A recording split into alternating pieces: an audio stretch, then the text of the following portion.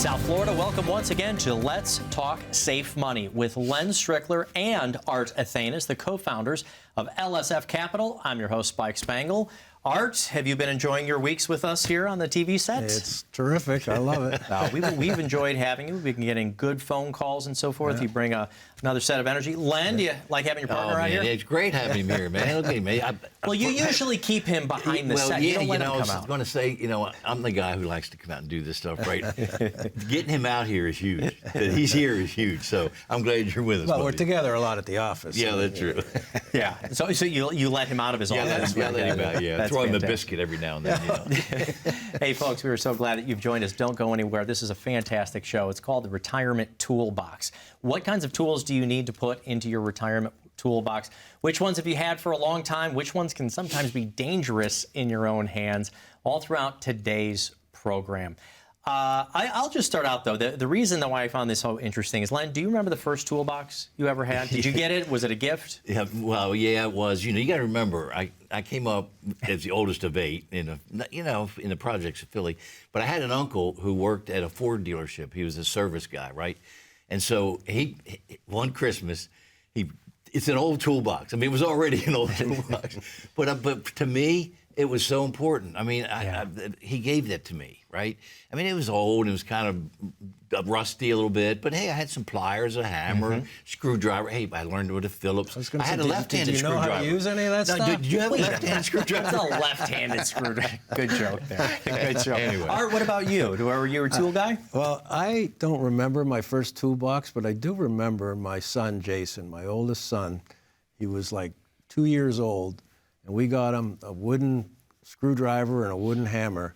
He carried that thing around all the time. He was always doing stuff with it and hammering, And believe it or not, today, he owns one of the biggest automotive repair shops in Fort Lauderdale. Mercedes, Porsche, BMW. He's a master mechanic. Awesome mechanic. Yep. Well, and the reason why it's so interesting to me is that I want to talk about some of these retirement tools. And some folks have some of those same tools that they started with from the very beginning. They're old 401ks. So let's talk a little bit about the 401k itself. That's usually that kind of basic tool and that tool set that's in there, right? Your hammer, your nails, your screwdriver. That's that 401k, right? Well, we're given that, hopefully, when you're starting out at a job. Are people effectively using this tool on their own? They are, but the problem is they're on their own is really what it is. It's kind of a self-directed. These large companies come in and set them up in corporations, but usually they give them a list of funds to pick from, And you're not going to see an advisor sit down with these people and help them go through it. And I mean, so many people we talk to, they don't know what they have. What they haven't changed things in years. Like we had one client came in, 15 years he was in the same exact funds in his 401k. He didn't have a clue what he was doing. No, that's amazing. We had to come in. One lady came in and she said, "I didn't know I didn't know it was in the market. I didn't know I could lose money." They don't understand. And rebalancing. We like to have our clients come in once a year. We look at their portfolio. Usually twice a year now. We're doing it with the market the way it is. But the rebalancing is an important thing. If he started out with say he had a 70% in stocks and 30% in bonds, and 10 years later he's probably at 98% stocks, and 2% bonds. So it's just not handled properly. So it needs some hand-on guidance, with these 401ks. That's the worry for me, is that this 401k tool is what so many Americans have been given over the last 3 or 4 decades to self-fund their retirements. And do we all know how to properly use this tool? And it's not the same. A 401k is not a hammer, They have all different kinds of funds, all different kinds of fees. You're the one who is putting in a certain amount of money. And usually people will just say when they come in, well, I'll put into the match. Is that enough for 30 years to save? Yeah, or should they be doing a Roth 401k or a traditional 401k? Should they be picking those target funds? The target funds, to me, I mean, most people understand that they're just a kind of a basic fund where if you're going to retire in 10 years, they have it set up that, that maybe you have a little bit more stocks. And as you get closer, the target fund More bonds will be in there until you get to a year or two before, and it's almost all bonds.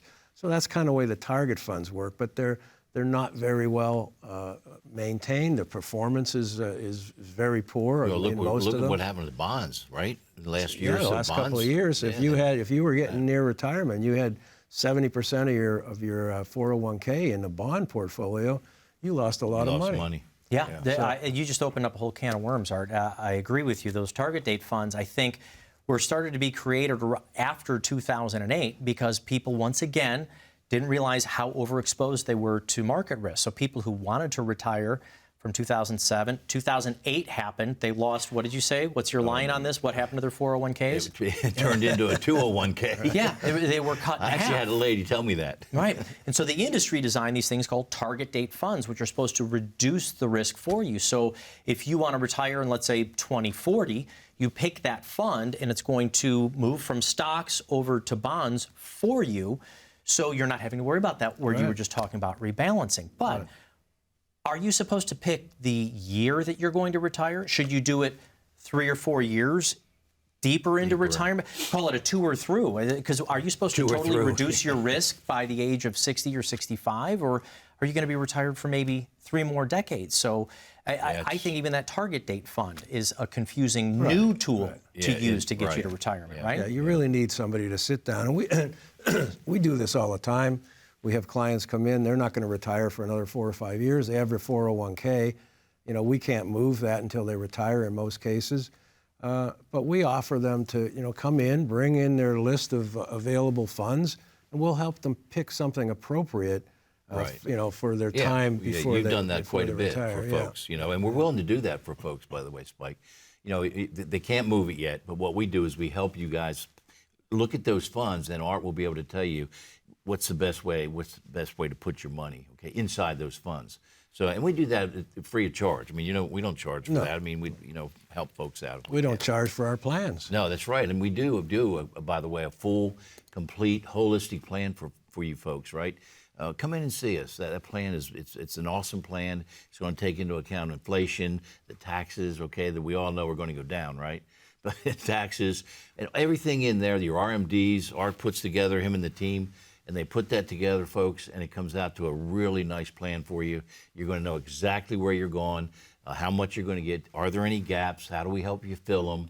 We're going to do all that for you. And, folks, it's complimentary. Come in and see us. All you got to do is call the phone number down there in the bottom of the screen. And when you do come in, you'll also get a complimentary copy of Len's book, Way of the Financial Warrior. Why is it warrior, Len? Well, I'm a 6th-degree black belt, right? And I'm also an airborne ranger. But what I did was I wanted to take the concepts that I learned in the martial arts, because it was so really I'm passionate about the martial arts, but the things I learned about discipline, hard work, focus, balance, all those things apply, right, to the financial world. So I wanted to make it fun, and in each chapter, as we go through it, you go into dojo, and you get review, and you get your first yellow belt, right? Then you go to the next chapter, and you get your green belt, right? By the end of the book, folks, you're going to be a financial black belt. So it's a great book. So call right now, get a complimentary copy of the book. When you schedule an appointment, come on in, sit down with Len and Art, and we'll get you started on your own written financial plan for retirement. You can claim that right now just by calling the phone number. More with Len and Art in the Retirement Toolbox. What are some other tools that you can use outside of a 401k when we get back right after this?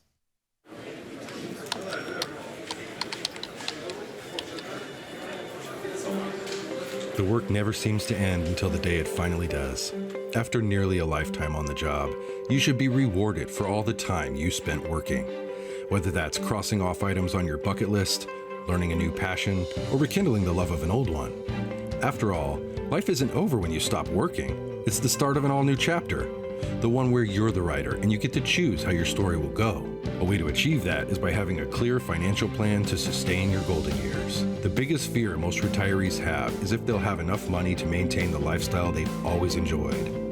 Having a plan to help protect you against the curveballs life often throws will help to maintain your lifestyle. Call today to get your free written financial plan so you may live every day to the fullest and enjoy the retirement of your dreams.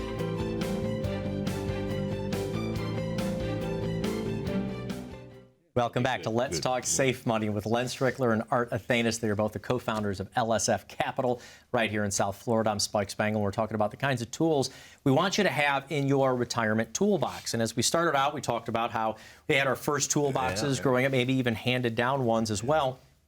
But then if we're starting to fill up that tool in our retirement toolbox, the 401k, if we're able to max it out, if we're using it properly, and let's say we're in our 50s or early 60s, what other tools do you want to start adding to this retirement Art, toolbox? hand me that left-handed screwdriver there.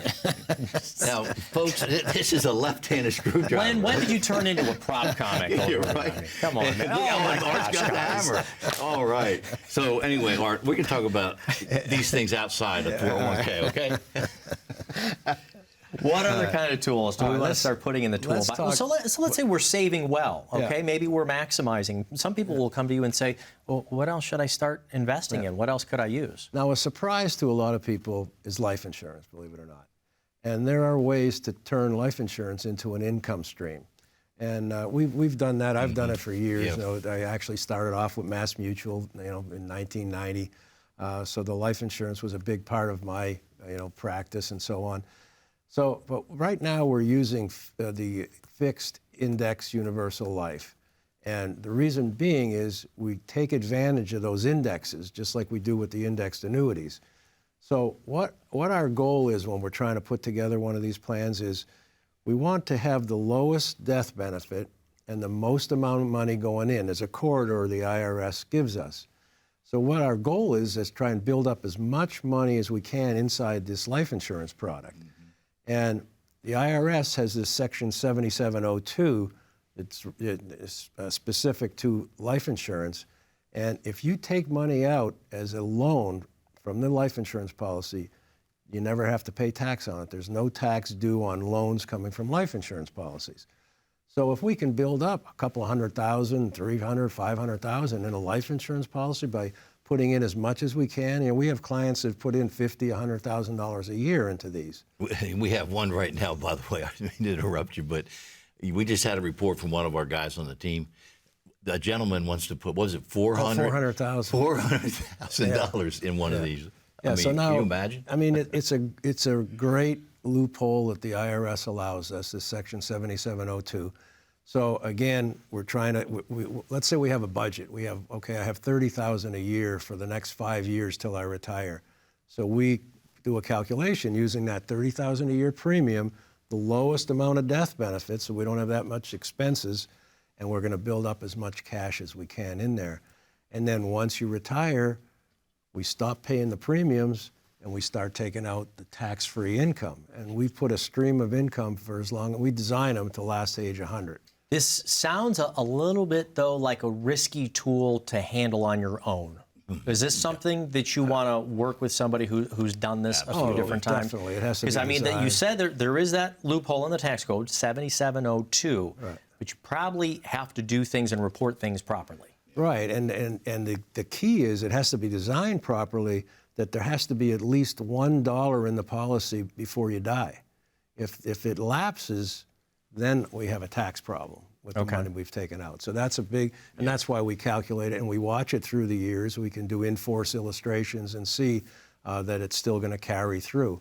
But you're getting a tax-free income from this, which is pretty amazing. So if you got Social Security and you got a Roth IRA and you're taking income, and you got your life insurance taking in the tax-free income, you're paying no tax. And that's our goal, to get people into the tax-free. Folks, this is why we call him the financial master chef. That's right. This is the stuff that Art can help you do. I would also say probably don't try this at home alone. Right. Work with somebody. And yeah, you could probably go and try to talk to your CPA about this and taxes, and they'll be like, what are you talking about? You got to work with somebody who's been doing retirement planning strategies for decades, right? You said how long? 34 years. 34 years. You've been in the industry and helping people for a long time as well. Well, Len, I'll throw this to you. So you talked about life insurance, another tool that we could maybe use outside of that 401k. You know that word I'm talking about. The A word, huh? All right. Now, how do you feel about this tool? When do you like to start the time clock? Is this for everybody? Yeah, annuities. I mean, the thing about annuities, folks, is they've got a bad rap, okay? And they got a bad rap because of variable annuities. It puts you right back in the market. And we want to get a portion of that money safe where you can never lose your principal, okay? And so we say whatever your age is, if you're 60 years old, then 60% of that money should be in a safe place where you cannot lose it. So annuities aren't bad, folks, but there are some bad annuities, and there are unfortunately some folks that get overzealous, and they put folks in the wrong design. Right. And what Art does, the key is making sure you have the right design. Some of them are guaranteed lifetime income. Yeah, I mean, annuities. if you don't need the income, we're not going to put an income rider on it where you're paying for a rider that's not necessary. Right. And we see a lot of that from other agents. Yeah, so you have to have the right design, the right product. And most of the ones we deal with, if it's for growth and income in the future, there's no fee. We look for something that there's absolutely no fees. The other thing on these folks that these newer annuities, okay, there's some newer annuities that I guess in the last maybe 6-7 years or something around there. You folks, some of you know my story. I have my wife of 45 years, came down with frontal temporal dementia. It was the same thing that Bruce Willis has. It progresses very fast. She actually only lived about 6 years. Now, the place I had her, folks, I just share that with you, not to say, well, Len, but to say that one place was $9,600 a month, right? It's very, very expensive. Back then, and I had annuities, okay? I believe in eating my own dog food, okay? but I had annuities, and I had to cash them out, all right? But, Art, one of the things now today on these annuities, there's a long-term care rider. How does that work? It's pretty interesting. It's a long-term care rider that actually has a lifetime income rider on it, and you start taking your income whenever you decide to turn it on, and your income, let's say your income coming from the money you put in is $30,000 a year. And that's a lifetime income, going to get directly deposited right into your bank account every year. Of course, we could do it monthly. But if you can't do any 2 of the 6 activities of daily living, you have a letter from a doctor, they will double your income to $60,000.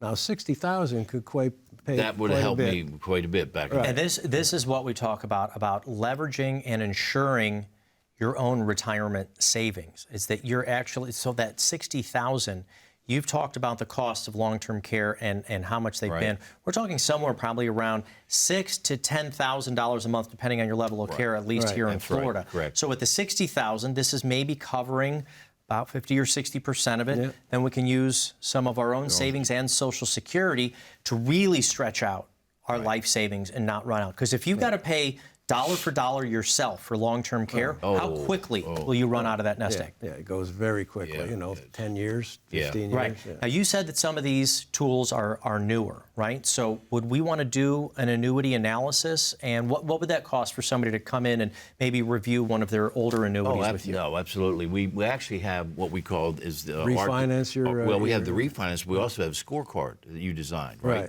Where we can go out and look at, or can go out and look at any annuity out there, right? And for the right design. And come back with the best 3. Come back with the best 3, right? And we show them that on our scorecard. Of course, all the companies we deal with have to be at least A-rated, or they're not on our radar screen. Right. And we'll show you which ones have the best indexes, the best participation, which is how much of the gain of the index they give to you. So that's a big important key. And then, of course, the company rating, like I said, is very important too. So we do that. We do that, folks, again, at no charge, all right? It's called, it's a scorecard. We call it the annuity scorecard. Right. And again, that's not free of charge. We don't charge for any of that for folks coming in. And, we have a lot of folks now, Spike, that have come in with annuities. You've talked about the refi thing.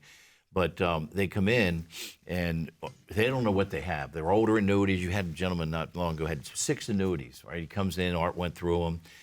Some of these annuities, by the way, he had one that was variable, and the fees inside some of these annuities, folks, will just eat you up. It'll take the longevity of your money maybe down 10 years, 8 to 10 years. Yeah, I did a little analysis on that variable annuity, if you remember. Yeah.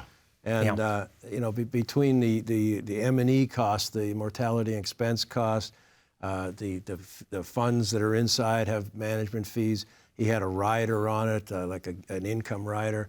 it was over 4% fees every year. That will just rock your And the world. funny thing was, he said his friend sold it His to friend him. sold it to him.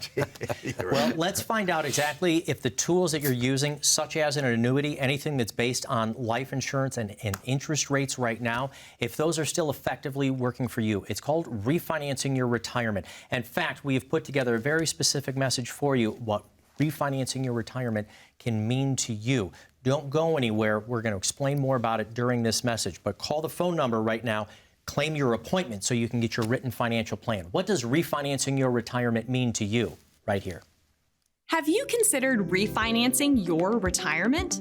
When interest rates are low, you might be able to refinance your homes, your car loans, and even your credit card rates because it could help you keep more of your own money each month. But what happens when interest rates go up? It may make sense to refinance your retirement. Higher interest rates could provide income opportunities that you may not be aware of. What works for your portfolio during low interest rates may not work for you in a high interest rate environment. So don't look down at today's higher interest rates. Instead, find out if a retirement refi could work better for you. Call the number you see here or scan the QR code below to schedule your complimentary Refi Your Retirement review today.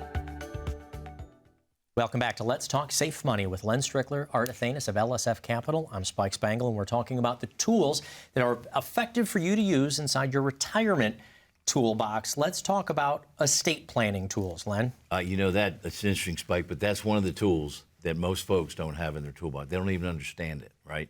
And it is very, very important. One of the things I did want to mention to the audience that we do have on board, right, one of our co-founders, 𝗬𝗲𝗏𝗏𝗧𝗏, she is a CFP and also a CPA. So we're able to help you, right, with any of the tax issues. We also have partnerships with attorneys that do the estate planning. Sometimes they'll come in on our workshop, right, and they'll, you do a little 15-minute thing. But this estate planning is really important, right? And Art, you can tell us why that's so important. Well, you have to make sure that your money, first of all, doesn't go into probate. That could cost you 2 or 3% of the assets of your estate if it goes to probate. So, there's some simple ways, besides looking at trusts and so on, is just having named beneficiaries. So, on everything that we do, if we're talking about life insurance, if we're talking about any of the annuities, there's a named beneficiary on every one of those. So it's going to, your assets are going to go directly to that named beneficiary at your death. So you don't have to worry about probate or actually even being in a trust.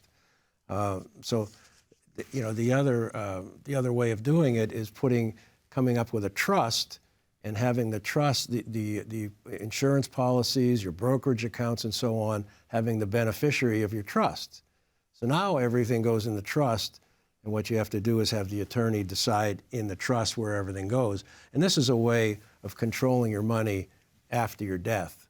You can actually specify, I want this son here, maybe he's a spendthrift, so maybe this guy, his money is going to be spread out over 10 years or 20 years or something He like doesn't that. get it till he's 50. Well, yeah, that you could do too. So we can control where the money goes and when very easily by setting up a trust like that. But again, we have partnerships, right? Because again, that's pretty, you're starting to get into an area that's we're not attorneys, okay? Right. We're not tax attorneys or, Right, we et cetera, refer but that. We refer it to one of the But you can help manage and kind of quarterback this we entire quarterback the whole situation. thing. Because you can determine if somebody needs a trust. I mean, is there a Right. financial threshold, or is it just complication, or how many kids? How do you determine if somebody... I think there is an asset, a certain amount of assets. you'd want to open I mean, it, if somebody has everything in a named beneficiary situation, a 401k, an IRA, IRAs also have the named beneficiary, or annuities, that's going to go direct. We also recommend like bank accounts and brokerage accounts to make sure you do a TOD, a transfer on death. So you just have the account set up that way. It's very simple to add it on after. So that covers that portion of your asset. So a lot of times, it's not necessary to have a trust. But once you get certain assets, certain you get asset up there amount, and you have want to real have estate, you have other things in trust, that, And then the gold. next step is estate taxes. But they're up there now where most of the clients that we deal with, it's not going to affect them at all. But you know, when you get to that point, then you want to set up, you know, A/B trusts and different things like that to get the asset out of your own estate. But even simplified for, you know, you were talking about beneficiary designations. We've heard sometimes that even between couples, even if you're named beneficiary on something like a 401k, it can be a lot of work to try to get these things transferred over, certainly to change the elections, but simply reviewing the beneficiary designations. Let's face it, down here in South Florida, it's the same as the national average. 50% of marriages end in divorce. Yeah, if you don't review those beneficiaries, you've got older names on there. That's a good point, too. Yeah. That's where the money goes, right? We have that happen, too. You're right. I mean, we have a lot of folks, unfortunately, divorced, right? And they've forgotten to go back and do that. So that's a really good point. Yeah. Spike. And, you know, if you can think about some of those really large big box hardware stores, right? There are just hundreds of aisles in there. An estate planning tool we probably don't find a lot in the box is either those medical powers of attorney, financial powers of attorney. Good point. Who do you want these tools to be signed to? Is this always the spouse, or do we want to use an attorney or a younger family member? Well, in my case, well, I'll let you. In my case, I really was fortunate because when I understood this, right? You always help me on this stuff. Art always helps me with my finances, right? But I actually had Marcia. Thank God, I had the medical. You know, obviously Power of attorney, financial power of attorney. Because one of the things I didn't want, Spike, because my little mind was already gone. Okay, I did not want to do not resuscitate. I mean, it was the hardest thing I ever had to do. But I was able to control that. Feeding tubes. I didn't want any feeding tubes in my wife. She was going to go. We knew it. And think about if she went out, right, passed out, or and then they'd bring her back. She was out. Her brain's even worse. So it just. But those are things that are really, really important. Yeah, you know what I've done myself personally and my wife. Very simple. You could Google the 5 wishes. Is what it's called. Oh yeah. And it's pretty amazing. Yeah. Everything you want. You know, do you want to have a funeral? Do you want? Do you? That's good. Those are real You're good. elective of who you want to control. If you're incapacitated, who's going to cover? Take care of you for that. I mean, it really is a very good way, and it's a simple thing. You can download it, print it, sign it, make sure your wife has one, you have one, and it's just something I would recommend. Well, thank you both for talking about the retirement toolbox today. What tools do you have in your retirement toolbox? Do you need to update them? Do you have some older tools in there? Do you not have some of the things that we talked about here today? Calling the phone number down on the bottom of the screen can help you put more of those tools to be effective for your retirement into your toolbox. Thanks for watching.